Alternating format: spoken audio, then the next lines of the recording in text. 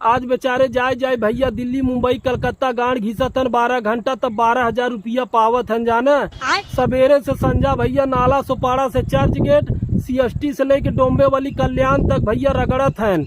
साल 2 साल पे घरे आवत हन, जौने गाँव के लड़कियन से झगड़ा करत रहन उन्हन से मिले के बाद और हो भैया नमस्कार। हाँ भैया नमस्कार। और ठीक ठाक बा? हाँ भैया एकदम चकाचक बा। अपन बतावा?